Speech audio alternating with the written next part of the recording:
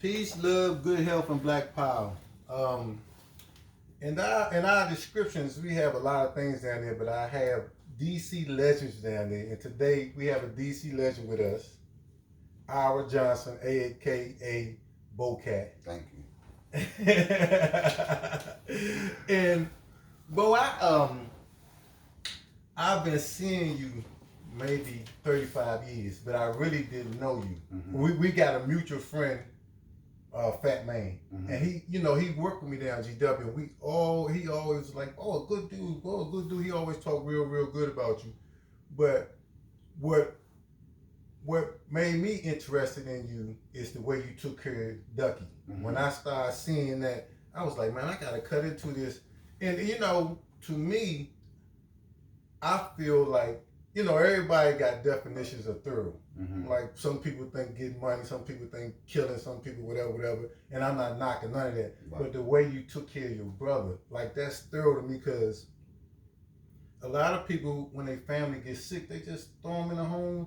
And I don't know, what's the reason for that. It might be they don't have time, they might don't have money. Mm-hmm. But every time I saw you, I saw Ducky, and I was like, man, this is a thorough dude, man. And so I seen you one day on 16th Street, and I was like, man, I want to introduce myself to you, man. Mm-hmm. You remember that day? Right, because I had lost him. He was missing. Yeah. And I had seen it on Facebook, and right. I was like, man, if I see him, but I just wanted to introduce myself to you. Mm-hmm.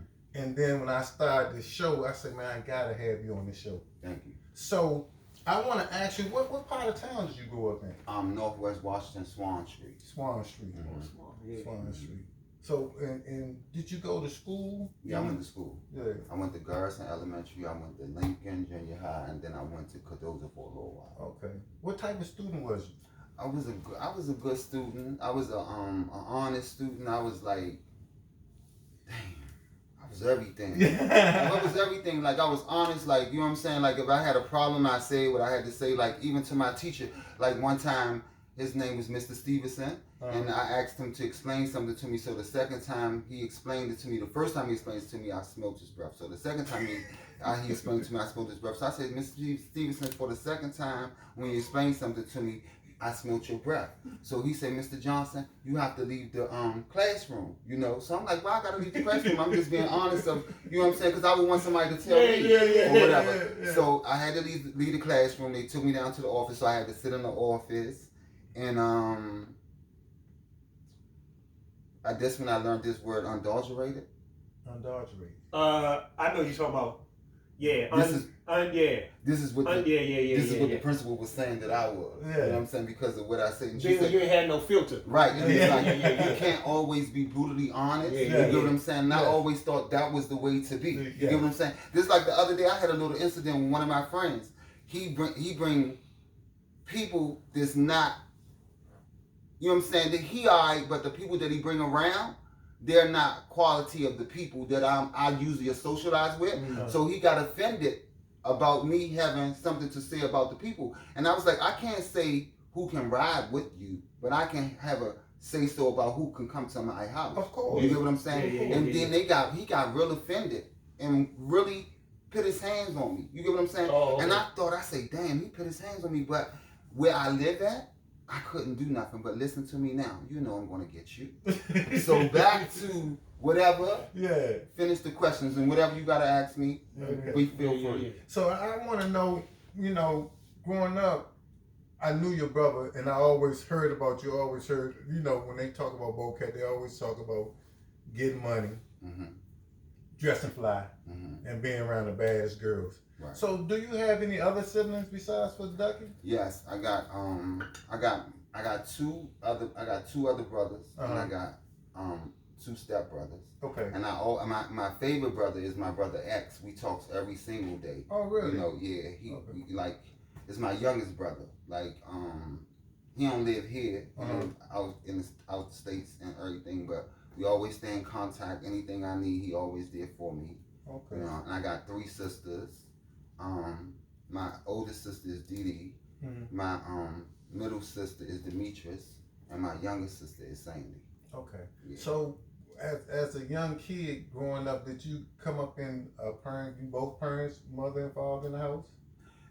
Yes, I came up in a two-parent home until my mother committed suicide. Wow. When me and Duck was 3, I was 10 months, and it was something that went on as far as family secret and everything, and something that she couldn't take, and this is what she decided to do. Okay. Wow. And but we grew up thinking for the longest time that she grew up having a heart attack, until we had to go get her death certificate, and that what was on there. Wow. So would you I guess you would attribute that to like a mental illness? Yeah, it had to be. Or it was just like when it's just like she told somebody something that went on in her life, and they threatened her to tell her husband, which was our father. So you know what I'm saying? They used that against her. Wow. Somebody who you trust. Wow. Right. Oh, okay. Man, So that's how that went down. Okay. Yeah. So how did your mom's death affect you? Was your grandparents, or who raised you after your mom? Oh, my father my father took us. Okay. My mother's side didn't raise us, but we always was with our mother's side. You know what I'm saying? It wasn't like our father took us and never allowed us to be with them. We was always with them. Oh, okay. On both sides. You son of a hell of a man. Oh yeah, even to this too. Let me say this. I took care of my father. I went to court and won custody of my father because of what his wife was doing to him once he got dementia. And the courts grant me full custody of my father. Wow. Yeah. Man, I always say you thorough, champ. That's it. So you took your father in and took care of him. So I guess now he's passed. He's deceased. Yeah, he died 5 years ago. Okay. So, Bo, did you play any sports growing up? Oh yeah, my father had me in everything. Man, we about to sit here and laugh like shit. Okay. My father had me in baseball. When I played baseball, I tried out for back, what you call it, back catcher. Yeah, catch. Right.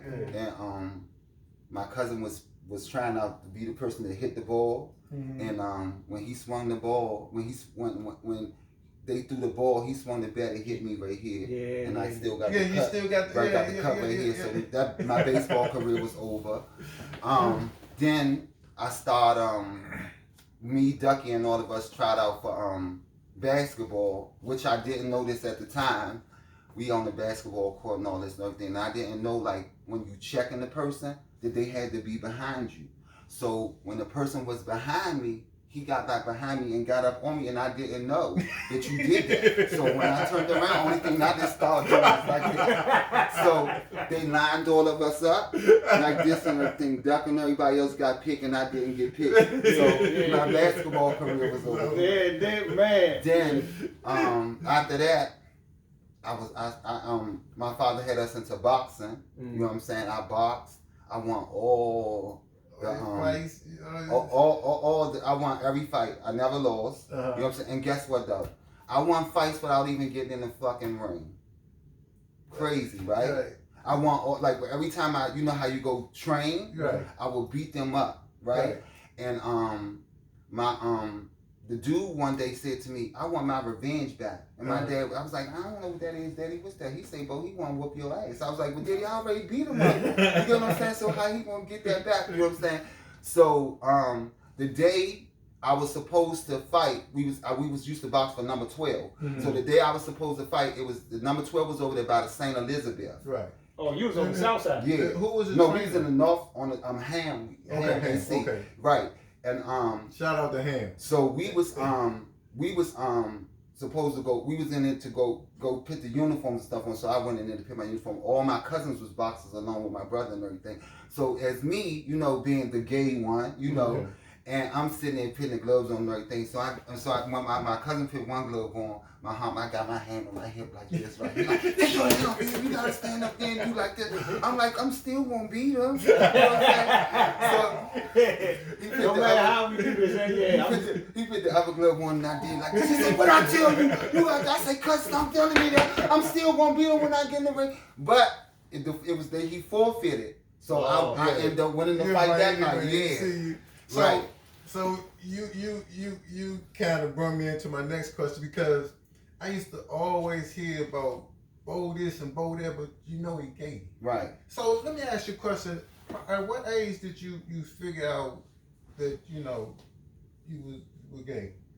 I don't know how you figure it out.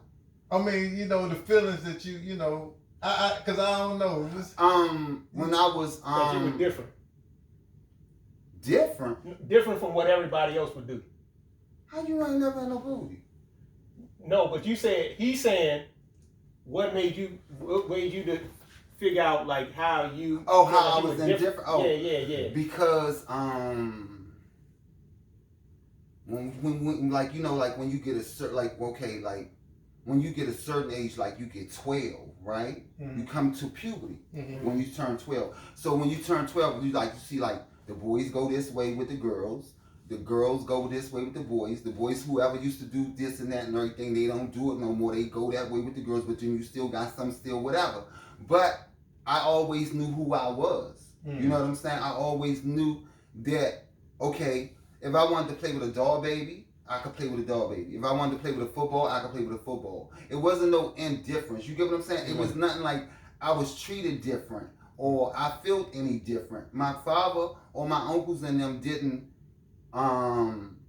say, oh, because Bo act like this, he had to do this or had to do this. It was, I did everything the men did. It was nothing different. I may be gay, but let me say this, I'm a man first and foremost. You get what I'm saying? Right. I never felt like a woman. I don't know how a woman feel. You get what I'm saying? I never woke up one day and say, I didn't want what I had got down here because I love it. You get what I'm saying? I never, it's just like, I never know how to feel nothing but like a man. You get what I'm saying? And I would never be accepted like in the LBTG community because my views on things and stuff like this thing far as like the gay thing then got too far and then went too haywire. You get what I'm saying? It's like if it ain't tight, it ain't right. If it don't fit, you must have quit. You get what I'm saying? But because all the substance is gone now, you don't think so? People our age, with people like 30-something years old, they'll be 30-something years, people our age, I fear them guys. I don't fear them. You're supposed to speak to them. You're supposed to say something to them. You know what I'm saying? But a person don't. Because they say, oh, them youngins, they ain't going to listen to you. They ain't going to try. Yeah. You get what I'm saying? My nephew says to me, I love you to death. The only thing that I didn't like about you is you didn't play with guns. I say, damn, why? I ain't never had to. I had good hands. Man. So, you know what I'm saying? It wasn't a need for me to play with those. Now, speaking of that, speaking of what you was talking about manhood, I like to get your interpretation for you. What is manhood to you? Because I see a lot of youngins, a lot of people got different ideas of what manhood is. But what is manhood to you? Oh, man. Manhood is substance. Manhood is just priorities. Manhood is like taking care of your family, you first and foremost. You know what I'm saying? But first, before you can ever do that, you got to take care of yourself. You know what I'm saying? And just making sure you keeping your priorities in perspective. I have a grandson, right? He's 6 years old, right? There's nothing in my house can ever show him that his grandfather is gay. You get what I'm saying? No this or no that. Even to him asking me, Granddad, where your girlfriend at? Oh, she in the service. You know what I'm saying? I was like, she in the service. You know what I'm saying? Then the next time he asked me, I was like, grandson, she the Statue of Liberty. She ain't never going nowhere. So he's like, when we gonna go see her? I was like, oh, we gonna go see her one day. You get what I'm saying? She gonna always be there standing in the ocean. You get what I'm saying? So she gonna be there. But I don't want him to see nothing but what a man do. When he grow up and want to make his own decisions, that's on him. But in the forefront of that, I have to show him things as a man. You get what I'm saying? Like now, if y'all even go to the internet, you see like some schools now, they have any day. And that's for kids. Like they got dresses, suits, and all types of things. And this is for the kids. You get what I'm saying? Nobody should want their kids to have any day. Because when we went to school, did we have any day? No. We wasn't allowed to do that. No. You get what I'm saying? You got kids with now waking up and they feel, how could a 6-year-old feel like a little girl? and your parents literally putting this shit on you. Yeah. You get what I'm saying? How could a little girl feel like a little boy when she know when she go down there and she still got to sit her ass on the toilet stool? You get what I'm saying? So it's really messed up. They are pushing this gay shit on our black youth so much, man. It's pathetic. It's pathetic. I feel the same way. Matter of fact, you already answered my next question, because I was wanted to ask you, how did you feel about the gay agenda? But you already told me, you feel like they pushing it on. Because most definitely. I googled how many gay cartoons it was, and it's 12. And I not homophobic. I don't have nothing against gays and that, but I just think, like you said, once your grandson get a certain age, I think that at 5, 6, 7 years old, that's too early to be introduced. Hell yeah, all that's too early. And I think that it's, the parents shouldn't be like, however you feel is okay, I'm gonna go along with it. I feel like even with my kids, at a certain age, they start being interested in women. But I wouldn't go out and get a woman. They, Well, I did. But what age? For my nephews and them. But what age? 14. So that's, that's a little different. Like my son, they start, beating their meat. Man, and when I tell people this story, they always say, Tony, you lying like shit. Like my oldest son, his name Greg. And man, he was like being with himself so much. One morning I was walking past his room, and some say psst, psst, and I ain't see nobody. He sleep, with this little thing standing up. He tells me he want to ride down to the court building. He wants to put a petition out on Greg, a stairway order, because Greg keep whooping him. His penis. For real? Yeah, that's how much he was beating him out. But the reason I said that, because I didn't go out and get him no woman, because I know how much go along with having sex. It's a lot of responsibility, because you could, if you don't tell your kid put a condom on, they can have babies. Right. They bring their babies back. There's just a lot of responsibility to go on. So I think, like you think, at a certain age, like you say 14, 15, yeah, that's about, but 6 and 7 years old? Nah. That's too young. That's too young. That's too young. Yeah, that's too young. So, bro, you a pimp. You go get your little nephews. I did. I'm like, let me say this to you. Okay. I hung around guys that had money, but they didn't have like the qualification of the mindset to get like nice looking girls. You know what I'm saying? You feed into my next question. Go ahead. So it was like, you know what I'm saying? They'd say something to me or whatever, so I'd be like, okay, whatever. You know what I'm saying? So hold on, bro. You gotta run, because I understand what you said, but I don't understand. So you got dudes around you with plenty of money, but they don't know what to say to a girl. No. So you got to get the girls for them. Yes, I had to get the girls. Okay. Okay. Yeah. I get the girls and I get the girls for them. This, that, and everything. Yeah. Because that's one thing they say. They'll come to me. They'll be like, "Damn, bro, I don't like when a broad asks me for some money." So I say, okay, you don't like her to ask you for it, but I'm getting ready to get it. Yeah. So I put her cut on it. Yeah. Even though it's a conspiracy, you don't supposed to put your cut on the cut. Yeah. But I put my cut on it too. So I get paid, they get paid. Yeah. You know what I'm saying? Yeah. It was never like I'm not a pimp. Yeah. I never pimped somebody and kept anything. You know what I'm saying? And I picked and choose. You get what I'm saying? Right. I just didn't, just because it was these group of guys, okay, it was a no-no. You get what I'm saying? It was like a no-no. We not even going to deal with them. We just had a few that we knew that we can go here and do X, Y, Z, get this and keep it moving. But one of the persons I got a lot of girls for was Fat Man. Oh my God. No bullshit. Okay. I was like his personal man to get girls. I was his personal person that can drop food at the hotel doors and all types of shit. And I would always get good compensation. You get what I'm saying? Yeah. Even to meeting Irk King. You know, Okay.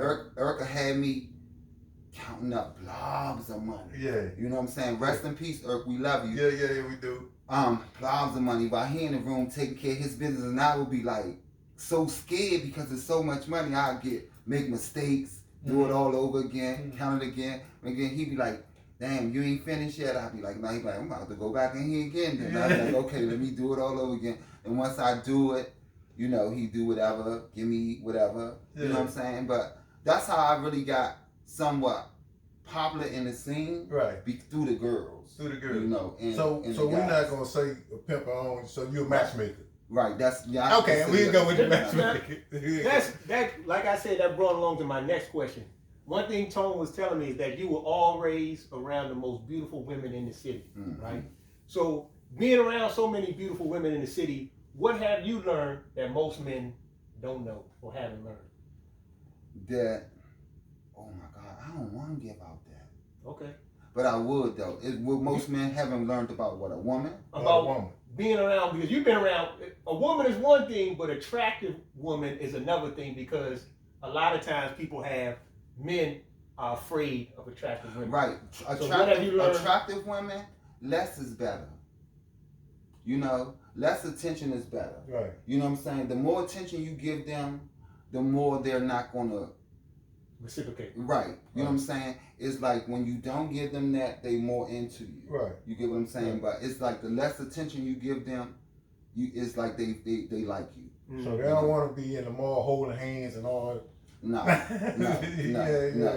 But you do have those type, but it's like those type you go far out. You know what I'm saying? It's like the city's so small, right. You don't want everybody in your business. And then too, them the Bammers who want to hold hands and be seen and all that type of stuff. So we like really left them ones alone. You know what I'm saying? Like we really left them ones alone. The ones who will say, "Oh, I was with such and such," or this person. Because I never would want nobody to be with somebody and then go tell their business. They go tell their business out and everything. And even to me, like being cool with some guys, and they knew I was cool with their girlfriends or wives and stuff, they would come to me and say, "Listen, I know y'all be together and all that, but do me one favor. Don't let my wife or my girlfriend fuck with none of my friends who so-called themselves my friends."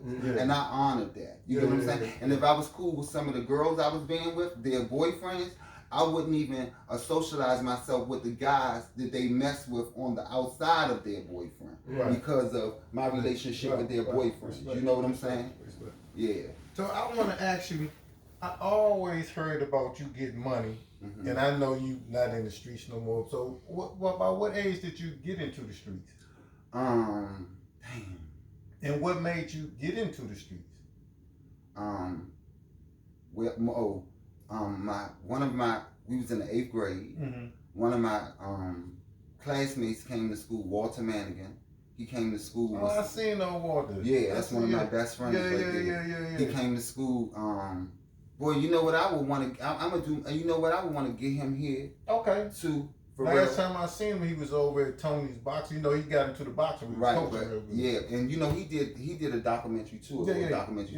Well, we was all hanging together and going to school in the 8th grade. So one day he ended up coming to school. He had some jeans on, and you know how people used to buy the jeans and they get the leather pockets, put on the side of them. So when he came to school, he had the jeans on with the leather pockets on the side of them. And then when he opened up the pocket, he had a wad of money. So I'm like, what the fuck is going on? What's going on? So he was like, oh, such and such and such and such. So I'm like, all right, we coming down tomorrow. So the next day, we go down, we go to his house and everything. So his house was where they were holding the drugs at the time. So you was getting paid $150 a day for the drugs being in the house. Wow. So he was supposed to give his aunt the $150 every day, but which he wasn't. So the person, it ended up being, the people, before I say their names and stuff, all the people that came there that day, we all was in there. So the people that came there that day, so they said to the aunt, "Oh, you been getting you $150?" She was like, $150 a day. So she was like, "No, he ain't been giving me nothing." So the person gave her the $150, and she said, "Listen, the day you give me this $150, this shit is over. So he was thinking like, what? Oh my God, it's over. So they're like, what we gonna do? So they looked. So Walt looked at me. So I was like, oh. Me? Yeah. So it was me. It was my job to keep the stuff and everything. But then I say, listen, I don't want to keep the drugs. Yeah. I keep the money. Right. So every time they would sell the 10 packs, they would bring me the money. I would keep all the money and everything. Right. So we started out with Roy, Roy, Anthony Jones. He's deceased. He was a boxer. Right. William Only, he's dead and everything. And DC. Okay. DC. Yeah, like all of these guys was from Trinidad. Yeah, right. All of them was from Trinidad. So we was their young runners. Right. You know what I'm saying? Like Walton and was the runners. I was the person that every 10 pack they bring the money to me. I hold the money and everything. So we was selling like about 200 to 300 bungles a day. Wow. On 14th and W. Yeah. Yeah. So you know, in the street term, you the lieutenant. No, they had the lieutenants. Okay, like like God rest his soul. Brandon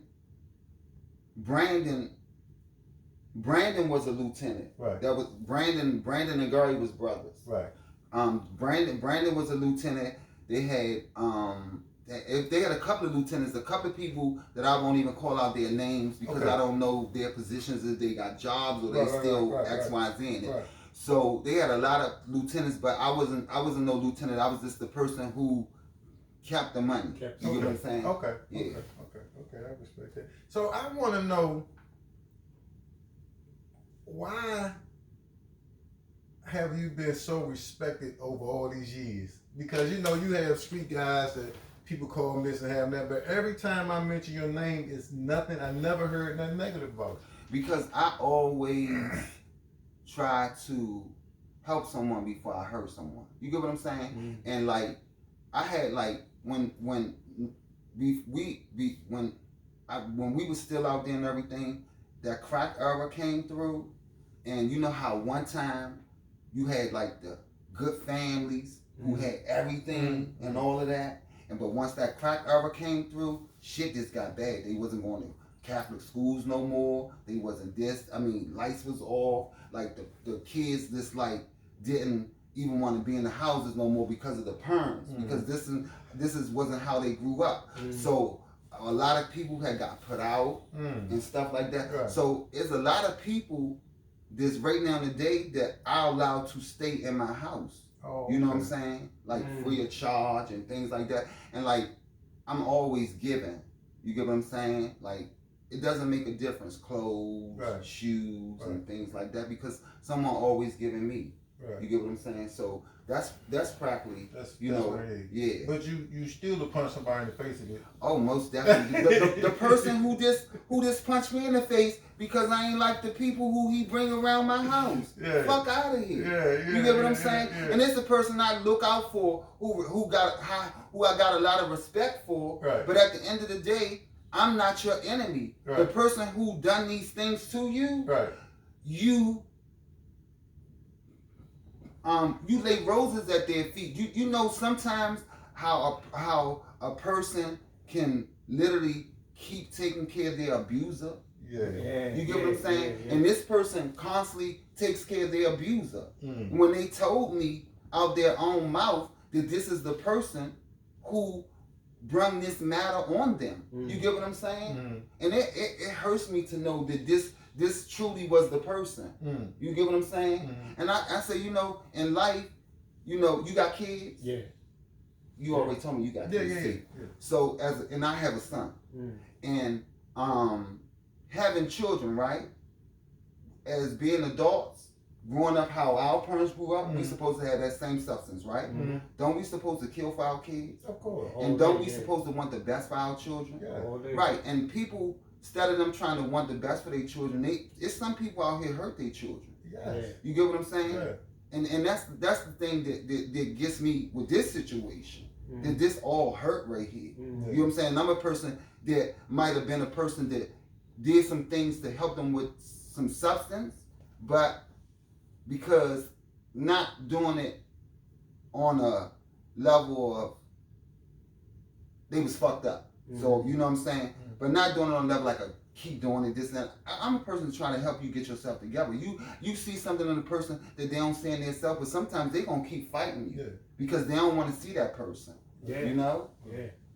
Yeah. So let me ask you real quick, man. I remember Ducky being the baddest thing in town. Can you tell me a little bit about his career and his accomplishments? Oh yeah. Which ones? I know he had won everything. But his mainly accomplished was boxing. Yeah, that's what I'm talking about. Boxing. Yeah, he was boxing, and he was man, he boxed everywhere. He you know, he boxed in the Junior Olympics. You know, he lost in that though.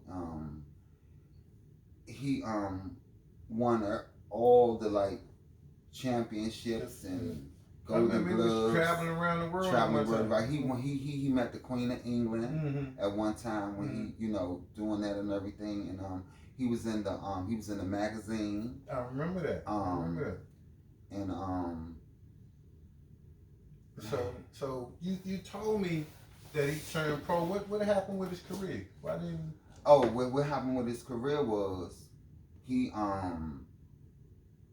you know, he ended up the first fight Duck was fought for at the convention center. He smoked PCP the day. We went out looking for him and all that. He besides I don't know what off the PCP. But do you actually know his coach still pit him in the ring? Right. You get what I'm saying? Even though he lost. Okay. That day. Did he lose? Yeah, I think he lost that day. Oh, I didn't know but that. He was high off the PCP. You get what I'm saying? And I think he got like $600 or $700 for that first fight. But then he ended up, you know, hanging around people and things like this, and he ended up getting caught up in like 1987, and going to jail for murder, something that he didn't do. You know what I'm saying? He never picked up a gun. He never shot a gun. He knew nothing about a gun. But you live by this code of the streets. You get what I'm saying? And whoever he was on this case with brung him in. You get what I'm saying? Like they brung him in. Right. It wasn't like that they knew of him. They brung him in on this case. You know? But the sad part about it, Ducky got, after doing 25 years, do you know he got back on appeal? I didn't know that. After 25 years, he got back on appeal, and we were still fighting it. Right. You get what I'm saying? Right. You know, we were still fighting through the process of him going through this mental thing and everything. You know what I'm saying? And right now today, I still haven't gave up because of not to look for some compensation out of it, but you know, prove his innocence. Yeah, prove his innocence. Yeah, Thank you, bro. I get that. I get that. Prove his innocence. My brother wouldn't do that. Yeah. So when he came home, I remember seeing him over Daryl Tyson gym, and he wasn't the same. Did jail mess with him a little bit mentally? Jail messed with him mentally, and also my nephew, who was, you know how when that synthetic weed first came out, he was, and Duck was on, you know, you get on parole, so you gotta take you and stuff, and he said to Duck, "Oh, I get some stuff that you can smoke and don't test positive." Yeah, test positive. So he had started smoking that. Wow. You know what I'm saying?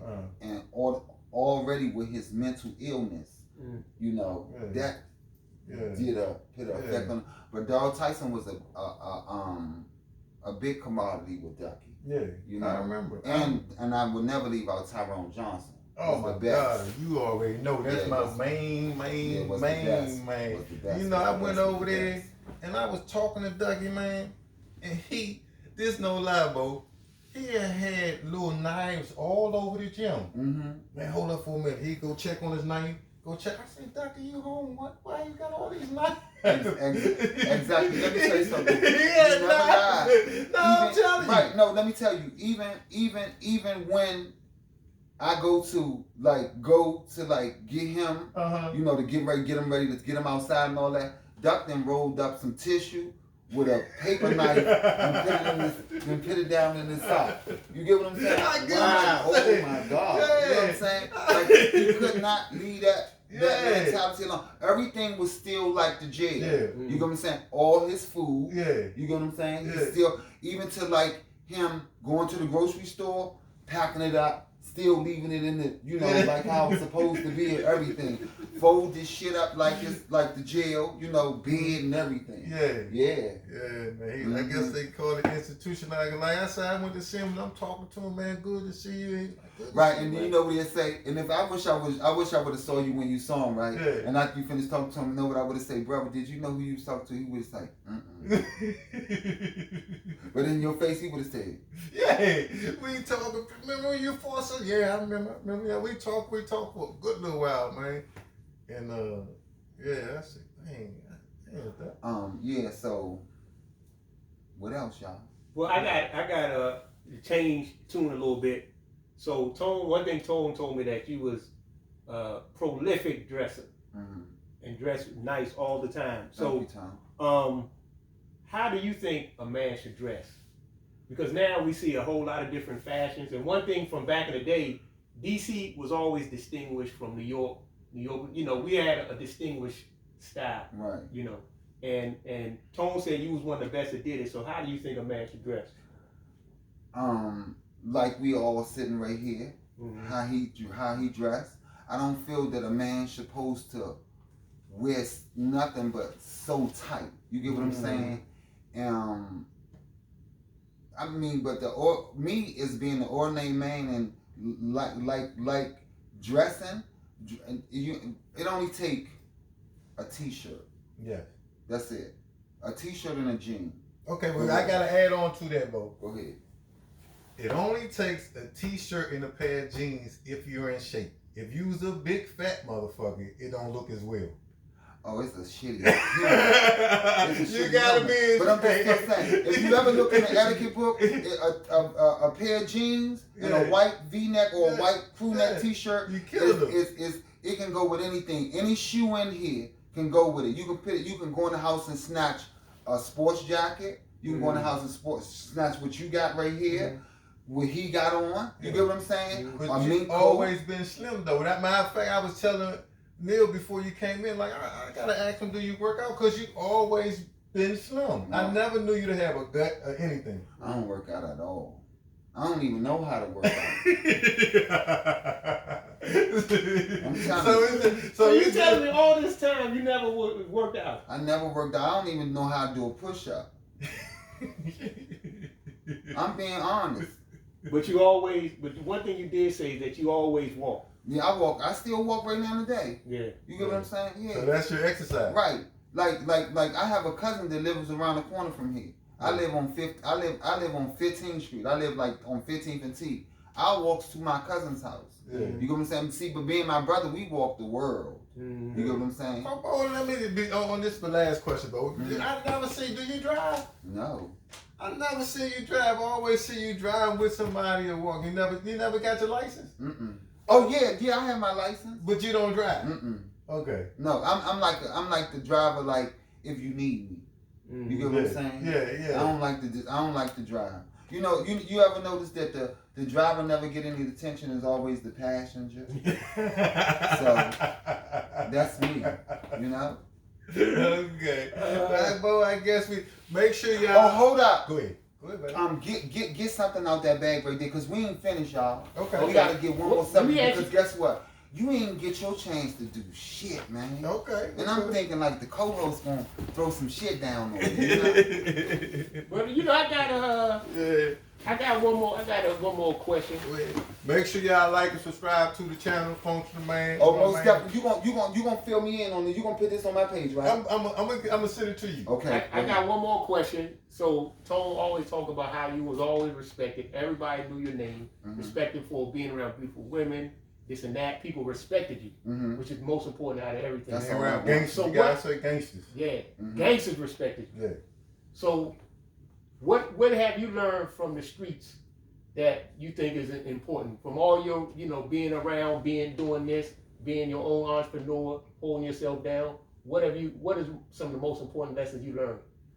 Oh, some of the most important lessons I learned is learning from everyone who died, who I used to be around. Learned lessons from them. Everything they told us, they practically end up dying doing. Wow. You get what I'm saying? One of my closest friends, Anthony Jones, always would tell us, if you ever let a nigga see your gun, never let him see your gun with the clip in it. You get what I'm saying? And what he end up doing, letting the person seeing his gun with the clip in it, they end up shooting him in the back of the head.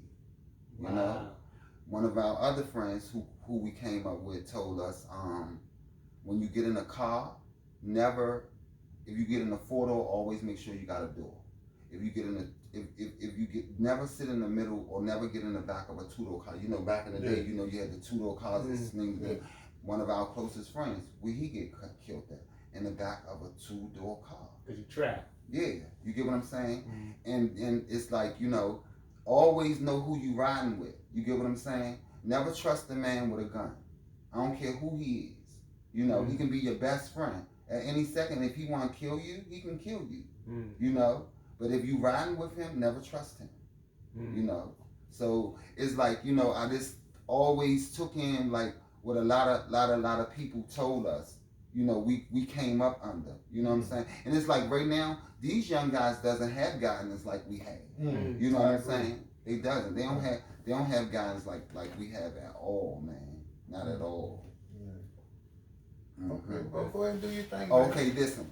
Our next episode, we're gonna talk about this guy right here, Alpo. Okay. Alpo Okay. Martinez. Okay. I used to visit him. Me and his girlfriend right here was best friends. I visited both of them while they was incarcerated. Okay. I got good stories on the both of them. I was in the courtroom the day after they picked him up. So I can give you all that. Okay. Give you everything I've been to his mother's house. Okay. You get what I'm saying? I'm gonna tell you about when the day after he got locked up, we left, we went to New York, and how people literally was throwing money in the car as we ride past. Okay. Money that they still owed him. Don't give us too much, baby. Okay. We're gonna say this for Oh, next month. man. Okay. For next month. Yeah. Okay. So we out, man. Always give God the glory, man. I really Most definitely. appreciate Yeah, you. me too. I'll see you next month with Thank this you. story. Okay. Yeah. This is Functional Man, Mind, Body, and Soul. We got one of the legends here. We appreciate for him coming through and I dropping some appreciate knowledge you on guys. us. Be Yeah. grateful. Thank you. That's it.